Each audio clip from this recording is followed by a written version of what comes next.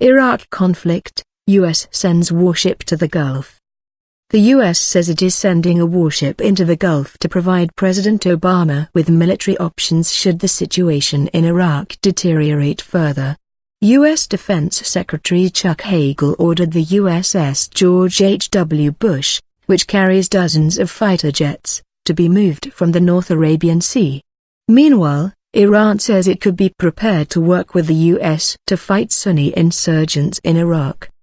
The insurgents have seized several cities and are closing in on Baghdad.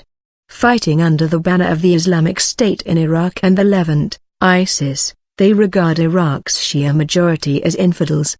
Iraqi security forces, bolstered by an increasing number of Shia and Kurdish militiamen, are trying to take a stand in Salahaddin and Diyala provinces, to the north of the capital. U.S. President Barack Obama has said he will take several days to decide what action to take over Iraq, but insisted that no U.S. troops will be deployed. The aircraft carrier will be accompanied by the guided missile cruiser USS Philippine Sea and the guided missile destroyer USS Truxtun.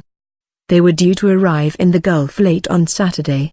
A Pentagon official said they were being deployed to provide President Obama with flexibility, should military options be required to protect American lives and interests in Iraq.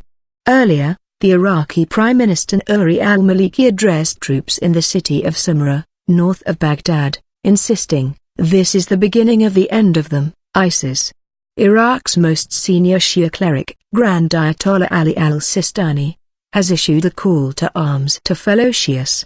There are reports that thousands have already joined Shia militias, which could play a crucial role in the defense of Baghdad, says the BBC's Richard Galpin, who is in the city.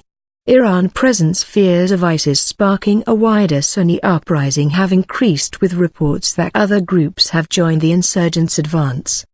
The BBC's Jim Muir in northern Iraq spoke to former General Musa al-Qazi, a spokesman for the General Military Council of the Iraqi Revolutionaries, a Sunni group that entered Mosul alongside ISIS fighters. General al-Qazi described ISIS as enemies of his militia, but said they did not want clashes with them to slow their march towards Baghdad to oust the government. Meanwhile, Iranian President Hassan Rouhani said he had offered direct assistance to Baghdad but denied that he had sent troops to fight in Iraq.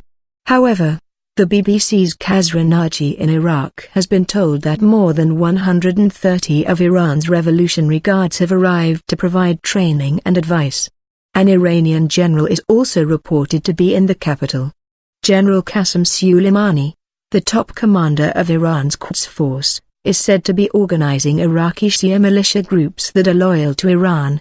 President Rouhani did not rule out cooperating with the U.S. in combating ISIS, saying, "We can think about it if we see America starts confronting the terrorist groups in Iraq or elsewhere."